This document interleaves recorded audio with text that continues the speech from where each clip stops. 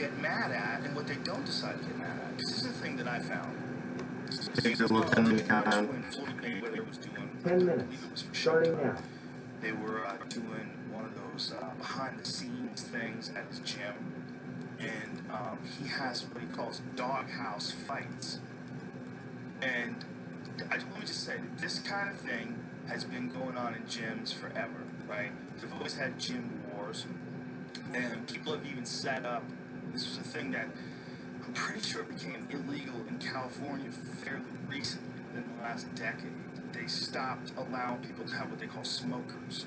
And what a smoker is, they have organized fights, but there's not really like a lot of medical on hand. Nobody gets paid. Nobody gets paid, but it gives people valuable experience. They used to have a lot of them in Muay Thai. Like, I used to go to them.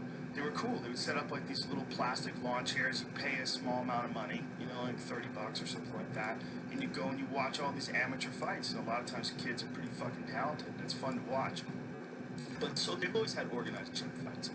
So essentially, what Floyd Mayweather did was have his own like in-house gym fights, like amateur fights. Like, they didn't even disguise the fact that it was a competition. Like, they weren't trying to spar. Like, these guys are having fights. And he's talking about how it's to the death. It's really crazy. And he has these guys. One guy gets beat up, and he's Hasim Rahman's brother or son. Hasim Rahman's son, I believe. See if you can Google who the gentleman was. Okay, his brother. Maybe it's his brother. That makes more sense. Because Hasim Rahman's not that old to have a kid that's that, you know, like that developed. Because it looks like he's like in his 20s.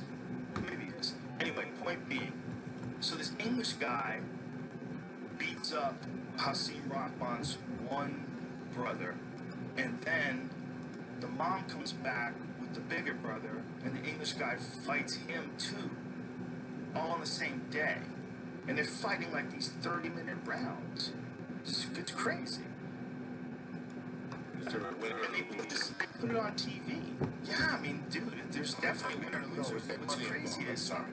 The question was, is there is? No, I don't think there is. I mean, there might be. I mean, Floyd might reward them or something like that. But, I mean, it's crazy shit. And, I mean, in one way, yeah, this will develop character. And I don't have a problem with people doing whatever they decide to do. If somebody wants to fight a 30-minute fight, I don't have a problem with that. You know, you should be able to do it if you want to. Jesus loves Chicago. But the thing is, Boston, yeah. But the thing is, I'm not a promoter in Las Vegas. Right, that's a big difference. That's a big difference. And I'm not a professional fighter on television. I'm not necessarily saying there's anything wrong with what he did, because it is a part of gym culture. It is a part of what's made champions. I mean, this kind of stuff, these heated battles, this is a very uncomfortable reality that elite fighters like Floyd Mayweather face. Like, to be that good, you have to be that real. And for a guy like him to show like these kind of crazy 30-minute, no time limit fights in the gym and put it on TV, it's pretty wild. And I see both sides. I totally see Floyd Mayweather's side of it. Look at him. I mean, he feeds off that. But guess what? That mentality is why that motherfucker was 49-0, right?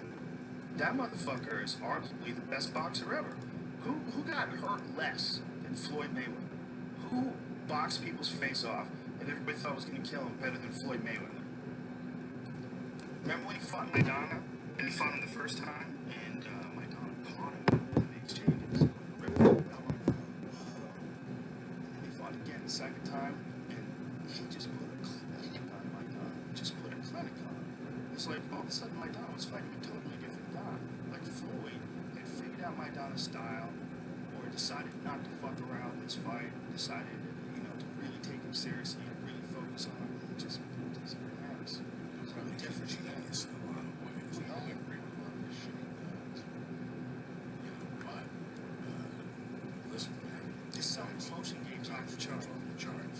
His self-promotion game is the greatest of all time. He's probably made more money. He's made me laugh at night sometimes. I I watched this show. This made me laugh. So it's that show you watch because you don't really like to do.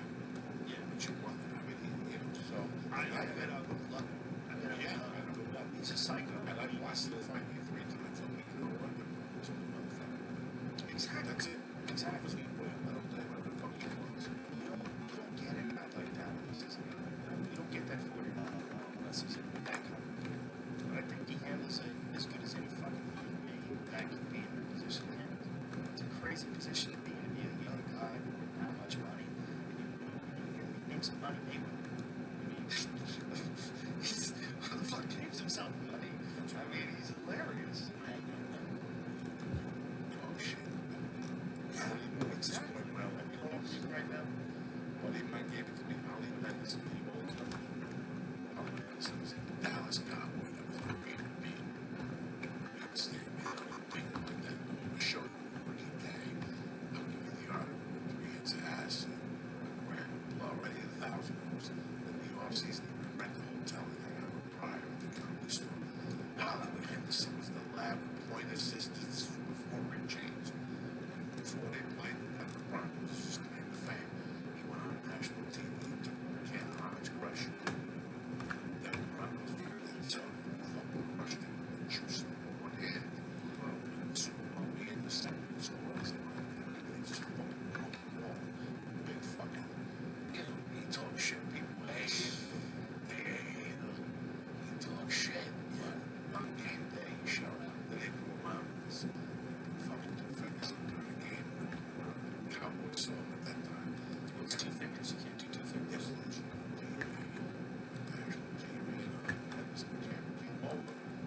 Watch, he advertised the towel. Joe, we need these towels. And they were like the receiver's company. The next day, Tom Landry fired out with Henderson. And after that, it was all over. He was smoking fucking crack and was but he won the lottery in Texas. He won the lottery? He became a born-again Christian. Oh my goodness. Hollywood Henderson was my motherfucker.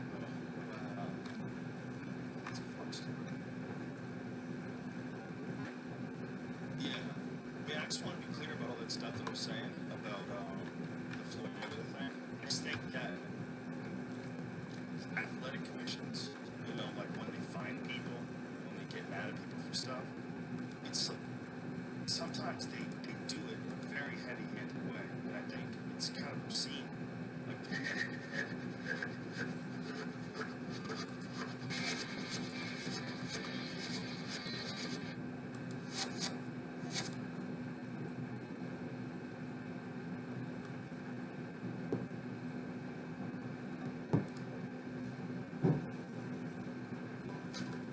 Say hello to Christ Right Basics. Like cloud and hypoallergenic diapers. Or fill up with inflow formula that is easy to digest proteins. All the things. For everything.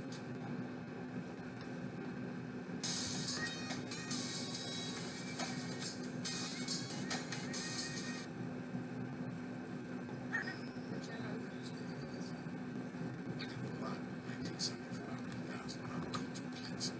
My grandmother was obsessed with numbers. yeah, everybody. She was obsessed. She would always have like a number in her head that she thought it was going to be. It was like one off. She would come back. It was like a story she would tell you. What would you say? I say I was like 5. I just remember it very distinctly. My grandmother went to jail for running numbers. In New Jersey. She wouldn't rat him out, so they put her in jail. So she made sweaters, gave sweaters to the guards. Mrs. D, she's the nicest How lady. did you feel when your grandmother did that? We didn't find out until I was probably like, I found out. I think maybe I found out my teenage years. I was like, what the fuck? Like, people are going to see her, like, where's respect, but he would say, you know, where is she? And she, oh, she went to visit her cousin. She went to see her aunt. She was like, okay, for 6 months. I forget how much time it was, but every time I go, it was like, See, in New Jersey, they put you in New Jersey. They put you in jail for gambling. You know, give me a ticket. Give me a ticket. Shit, those days. I don't know what's like that. That's why they put me in jail for being down there. mad because, you know, their thing is that we're promoting ethical farming. And their beliefs is there is no such thing as ethical farming, that all meat is murder. And, you know, if you look at murder in the dictionary, it has to do with humans. You know, it has nothing to do with animals. And there is such a thing as ethical farming and sustainable farming. And we work really hard to make sure that where we get our meat from is from the best possible place we can. And it's local, so it's supporting our local farmers that are, you know, within hours of our restaurant. Now, when you say that they started out nice, like, how many people were there in the beginning? 2, 3, 4. And they had signs? They had signs, and they were just kind of, you know, promoting their message, but they weren't really yelling and screaming. What escalated it? So we would call the police. We kind of got wind of it on their Facebook groups. So we would call the police and have the police there to make sure everyone's safe. Because one thing, like, customers are scared, our staff are scared. Like, no one's dealt with this before. I've never dealt with this before. So we would have the police there. You know, the police were amazing. And then, you know, one time we kind of thought, okay, let's not call the police. Let's see what happens. Like, maybe they'll just go away. And so then, like, a megaphone came out. Our neighbors were coming down and getting in fights with them, and it was ugly. So we called the police to come and Jesus Christ. keep the peace. Yeah, A megaphone. yeah. Part of the problem with these kind of things is it becomes a contest. It becomes a battle, you know, trying to see who's going to win. And they're absolutely on a team. I mean, that's one of the things that happens with veganism, and I think it happens with hunters too. Excuse me. People become very tribal, you know, and, you know, it's us versus them, and they want to win. And then it becomes this thing where, you know, look, the reality is a lot of people are idiots. They don't have a lot going on in their life. And so when something comes up where it becomes a primary focus of their life, one restaurant is as illogical as it might be, that becomes the battleground. And it's an ideological battleground for, you know, don't eat meat ever versus sustainable farming, you know, just but I'm sure, I know you're a hunter, I'm sure you feel a certain amount of remorse when an animal dies. 100%. And, you know, that's a big part of sort of my beliefs and my philosophy, and why I'm working on this cookbook right now is because I think that, you know, if you do eat meat, you should be able to kill an animal and experience that. And I think that if people were to actually kill an animal, they would see, you know, what goes into that, and I don't think people would consume as much meat, and I don't think that people would definitely, you know, certainly wouldn't waste as much meat as they do, and it's just really upsetting, and I think it's totally misguided, you know, why we were targeted. Well, I mean, like I said, I think it just becomes a hate. Yeah. It becomes a big tribal game. You know, there's a real argument that I support against factory farming. And factory farming is the way most people are getting their meat in terms of like cheeseburgers and fast food and stuff along those lines. I mean, you're not getting it from the most ethical sources. It's not financially sustainable to do it that way. Everything would cost more money. And that's a real problem that we, as a society, it's not us anywhere. I've set up the system, that the system is a system that we find ourselves a part of. It's a real problem. I've removed myself from it for the most part, but occasionally I'm on the road and I'm hungry, and, you know, I'll eat some meat that's just whatever. Totally. It's a necessary evil, you know, in sort of, It's not but really necessary. it's not really necessary at all. Maybe that's the wrong way to describe it, but it's how the system's been set up, and it's actually why I started hunting and doing what I do, because I watched these documentaries like Food Inc. and these things that kind of shone a light on, you know, the system and how this stuff is actually being produced, and it's horrible. It's terrible. It is. Yeah, And I think that's the real number one problem. and you know, and this vegan activist message to go after, you know, these types of farming, you know, we support. That's what we agree with. So the fact that we were targeted for this was really, really frustrating. People are not asking the right questions. They're not asking the right questions because they kind of think they already know the answers. Technology is being used that we never believed was possible. Beginning in 1954, gravity control was mastered. Nazi Germany, they were developing flying. Rogan by day, Joe Rogan podcast by night. All day. Well, what the fuck were you talking about on the way in today? Yeah, about some gym where they're fighting. That movie, the fucking movie with the black dude. What's that movie? That kid came out here, Billy Corbin did. Oh, dogfight. Yeah, then when we were talking about dogfighting, you were talking about some gym, and you said you were saving for the podcast. This is what I was telling you. Like, you know what happened with Conor McGregor and Nate Diaz? With the They bottles. threw water bottles at each other, Right. plastic water bottles. They got, well, someone might have thrown a Monster Energy can. Someone throw a can. So if it can't hit you or someone you care about, that would suck. The water bottles, like. Anyway, they got fined $150,000. And definitely shouldn't fucking throw water bottles, right? So part of me is like, well, if they can discourage throwing water balls, that shit's stupid, right? But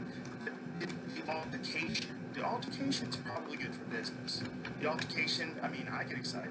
I see Nate Diaz and Conor McGregor screaming at each other, fuck you, fuck you. They get crazy with each other. It makes you excited, and I think that generates pay-per-view buys. I don't think Conor's stupid, and I don't think Nate's stupid. I think they're smart. I think they know what they're doing when it comes to that kind of stuff. So that's a part of the show. I mean, do you really think he was going to hit him with that water bottle? You know, fucking Nate Diaz, it's hard to hit him with a punch. How the fuck are you going to hit him with a water bottle that's coming from 300 feet away? He's not going to see that. He's not going to move out of the way of that water bottle. You know, I mean, what they decide to get upset about and what they don't decide to get upset about is what's weird about athletic commissions. You know, like one of the things they were talking about whether or not they were going to test Nate for his vape pen because he had a CBD vape pen, which is CBD not even psychoactive. It doesn't make you high, but it does alleviate some inflammation and it provides people that have like, you know, back pain or something like that, or especially after a long fight, provides with a little relief. But what's crazy is the only reason why they would want you to not do it, obviously it's not performance enhancing. You're not performing anymore. The performance is over. So are they protecting you from yourself? Like, what are they doing? They don't want you to do it because you're flaunting the fact that you're doing it in front of everybody. Now, Like, did they piss him after the CBD or after he was smoking that? I think he'd already done his post-fight post-fight thing. I test. think you do that before you do the press conference, I think. I don't know, though. It's a good question. I'm not entirely sure. And they might do it differently in different places. But either way, you're not concerned about them. Like, what's the issue? Like, what is the issue? It's just, it looks bad. Does it look bad? Is that vapor's coming out? We're scared of dragons. The CBD all business money. I'm sure it did. And it should. And it should. And wait till it becomes legal. We're a month away. When it becomes legal, that's really gonna go nuts. It's gonna be good for everybody. But anyway, so they get fucking pissed at him for that. But the Conor, the fine was so high, I'm like $150,000. Wow. Well, he said he made 40 million. Next time, shut your mouth. They won't fucking know. That's true. 100, you know, even the other kid made 2-3 mil. Half of that after taxes, 1.5, 150. Don't really put a dent in your fucking pen. Next time, you won't throw fucking bottles.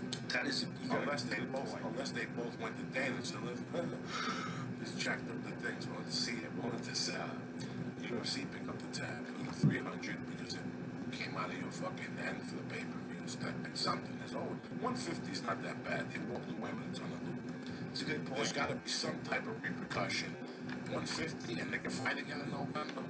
Right. Listen, I got caught without a license 10, 15 years ago. That was my first time ever. I was talking on the phone, I got pulled over. I goes, where's your license? It didn't work that day. I went down to LA County. I stood in front of a judge. Pop. The guy looked me straight in the face. He goes, you paid $200 and come back with your license. Give me $550. I don't want to see you again. What do you think I did? You think I gave him $200? Give him No, I $550. gave him $550. And in time, I got my license. Not with a gun to my head. Yeah. Sometimes you pay a little extra to let you fight November to earn. Now you earn next time, and now you can map up that 150. You earn it. At least they're not suspended for fucking a year. Yeah, that's true. Here's my thought. But I don't think 150 is bad if you got a good charity for it. Let's send it to charity. Yeah, instead of it going to an athletic department. I'm I'm sure they have A high high school departments. department somewhere, Yeah. maybe a girls soccer team. Yeah, or something like that, I'll right? go for that. There you go. That's like a good thing. way through in another sense. Hey Google, That's how 10 you minute draw the countdown. pictures. Right. In the sense 10 of minutes, starting now. interestingness, or in the conformal picture, we are already 3/4 of the way through. So 14 billion now, so we have how You many can't billion count it left? as years, you see. The Right. trouble is it's a cheat. It's a cheat. The year count is as much as you like. It depends on something else. The mass has to fade out. How you measure time becomes problematic. And it's either infinity, which is much use, or you might have a different definitions of time, which depend on what particle you're using as your clocks and things like that. So, are you essentially saying that it's entirely possible that we are the furthest in terms of our technological achievement and our understanding of the universe itself? It's possible that we're at the front line. But there might be some other intelligent life forms in the universe, but they might be behind us. Well, there would have been. I'm not saying they got through. You see, well, Right. maybe they have techniques for getting through, but that's a bit hard to imagine. But maybe information from them would get through. Yeah, you mean from the previous eon? Yes, yes. Oh, they might have got through, like somehow or another survived. Yes, but it would have to be in the form of photons or something. Yeah, no, you could. It's not. I'm talking about ridiculous Right. speculation. Sure. But So, encoding information Yes. into photons? yes, yes. Wow. It's conceivable. Sure. And I don't want to say that I see it happening or anything, but it's not out of the question that they could develop some technology which would get information which might be then, in some sense, across in the form of photons. But you're not optimistic about current intelligent life somewhere in the universe? Not too optimistic, just because, well, maybe it took us a long time to get going because the dinosaurs were there for a while. Somebody might have got in there earlier in their different planet, and they could have got there quite ahead of us. It's conceivable. I'm not going to rule it out. I'm just not terribly optimistic about it. No, I think it's worth doing. It's worth looking. Yes, but it's not something that you're really It's not curious something about. I'm expecting. It's not so much. I'd be curious certainly, but I'm not expecting it. I guess. Is it just because of the overall lack of real evidence and it's just not an attractive thing for you to pursue? It's quite attractive. It certainly I would be. don't if know. it was I've here. just been doing other things, and I don't know. There's not to do. I haven't really come to terms with it very hugely. So I know there's this activity, and I'd be interested to see if any kind of, if there was this thing that came past that some people speculating was sent there by some different intelligence, which came quite close in our solar system. Oh, that was that strange-looking star-shaped. Yes, that's right. Yeah. I mean, I don't see any real reason to believe it's an alien. Was it because of the way it was traveling? That was the Yes, the idea. It was something. I was curious about it. Serious people did suggest it might be something sent by an alien civilization. Well, it's worth connect with it in some way. But I don't know. I guess it's too far away now. Well, that's another thing that's so uniquely fascinating for us, the concept of another life form out there. There's a place where the witch of the West meets the king in the North, where countless Oscars meet one Oscar, and a fresh prince meets a dark knight. Or two. It's where friends get together and laugh about life, while others keep coming back to life. It's where all of HBO meets the greatest collection of movies, shows, new Max originals for everyone in the family. HBO Max, where HBO meets so much more.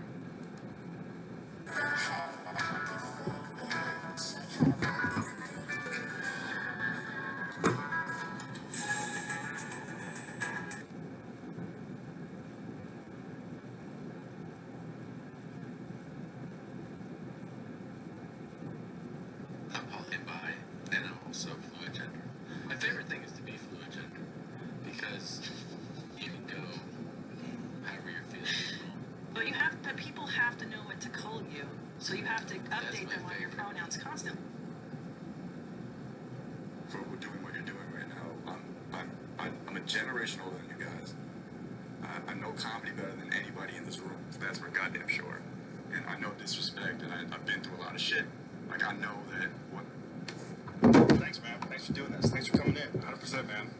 People don't know the story, give them the brief synopsis. I found out about your story online because there was this viral thing that was going on about a chef who was getting protested by a bunch of animal rights activists and vegans who decided to camp out in front of your business and try to, a restaurant called Antler in Toronto, try to, I don't know what the fuck they were trying to do, but you decided to butcher a leg of deer in front of them, and it became this horrific thing. Like, how could you do that in a place that serves meat? How could you prepare the meat right in front of them? Like, how did this all get started? How did it become such a crazy viral story? And why were they mad at you when there's a million other restaurants around you? All right, so it started in about December of about clue number one, possibly Canadian. The crazy Canadian. Besides being nice. Well, that's why it went viral, because I wasn't being nice. I wasn't the stereotypical Canadian. No. Well, you weren't even being mean. You were just doing your job and doing my thing. So they started in December, and they trying really to keep this right in front of your eyes. So they really got pissed off with our. We have a little chalkboard sign up front. I'll give you the comp. We have a 45-seat restaurant, so we're small. I have one business partner who's my best friend and family friend, and we got a little chalkboard sign out front that said "Venison is the new kale." And you know, we get cute with our sign. We tease other restaurants around us. Like, we have fun with the sign, and it's fun. And this cyclist vegan rode by and took huge offense to our sign. And all of a sudden, one day, these protesters just showed up. So. Originally, I was just kind of frustrated because they're totally misguided, because we take a lot of pride in where our food comes from. We have vegan and vegetarian dishes on the menu, and I really respect that type of diet. So we were just totally floored with why this was happening. And so this started going, they started coming every week, and they went from like 2 or 3 people being kind of peaceful to being like 10, 15 people not so peaceful. So when it turned not so peaceful, they were shouting at our guests and shouting in our door and really trying to harm our business. That I just kind of got fed up. Last resort, went down. We get a whole deer a couple times a month, and we butcher it ourselves. And I said, screw it. I'm gonna get these people to get out of here. So I thought that would make them go away. How did you think that was gonna make them go away, not escalate? I don't know. It was just totally like last resort. Totally fed up. I wanted to defend myself, defend our customers. You know, you can see people walking in visibly upset. They're being shouted at, being screamed at, called a murderer as they're walking in for dinner. Like, you're going on a date, you want to use time, and then people are screaming at you. You know, just for eating. So I was just fed up, and I just kind of thought, like, you know, buzz off. And why? So just one sign. Venison is the new kale. One sign. You set this whole thing off. Yeah. And you're surrounded by restaurants. I mean, I know where you are. So we're surrounded by restaurants. Toronto. There's an actual butcher shop across the street, and if you go in, there's like whole cattle hanging. That's okay. In their butcher shop. But Yeah. you're a problem with your comparison to kale. You attack their sacred kale. God. We were promoting meat. I don't know. That's totally what it is? bizarre. Because you were promoting it? We were promoting it, or yeah. So No if you idea. just didn't promote anything, Yeah. and they were allowed to cycle by and dream of broccoli Yeah. without any interference. Yeah, man. I have no How idea. many It's times totally bizarre. I'm sorry, how many times did they protest you? I think it's about 8 now. 8. They're coming weekly. They still do. They still do. There's one this Friday. Oh, Jesus. So they organized them. They organize them. There's like Facebook groups. There's they're basically giving us an ultimatum. We have to put their slogan in our window, and they'll go away. But, What? Yeah. What's their slogan? We are cunts. There's like I can't remember it, you know, word for word, but it's, you know, like, killing animals is wrong. They have feelings. You What? know? Yeah. Do you have to put that in your window? We're not going to. There's no way. But no, that's so- what they want. That's what they want. Yeah. That's so it's hilarious. like eco-terrorism, extortion, whatever you want to call it. Wow. Well, the part of this that drives me the most crazy is the fact that you're surrounded by restaurants. We're surrounded by restaurants. You're surrounded by, like you said, you're across the street from the butcher shop. 97% of the people in the world eat meat. Something crazy.